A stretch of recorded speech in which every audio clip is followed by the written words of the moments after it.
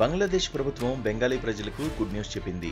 త్వరలో 3000 టన్నుల పద్మా పులస చేపలను ఇండియాకి ఎగుమతి చేసేందుకు బంగ్లా ప్రభుత్వం ఆమోదం తెలిపింది. వచ్చే నెలలో భారత్లో దుర్గా పూజ ఉత్సవాలు ఘనంగా జరగనున్నాయి. ఈ పండుగ సమయంలో తమ ఇళ్లలో హిల్సాను వండుకుని తింటారు. కొంతమంది బెంగాల్ ప్రజలు వీటిని పూజల్లో నైవేద్యంగా కూడా సమర్పిస్తారు.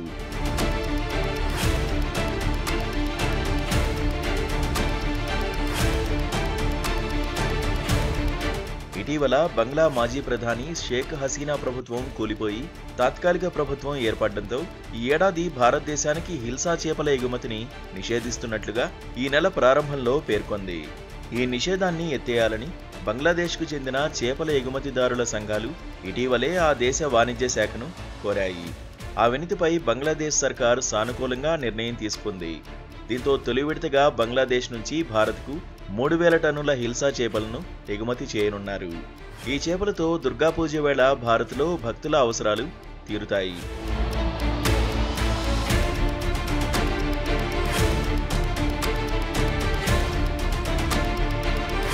ప్రపంచంలోని దాదాపు 70% హిల్సాలు బంగ్లాదేశ్లో ఉత్పత్తి అవుతాయి.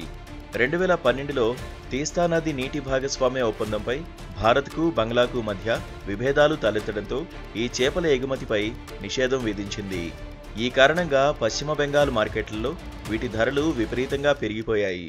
భారతదేశం బంగ్లాదేశ్ సరిహద్దుల్లో హిల్సా చేపల స్మగ్లింగ్ మొదలైంది. దీంతో 2022లో అప్పటి బంగ్లా ప్రధాని షేక్ హసీనా నిషేధాన్ని ఎత్తేశారు.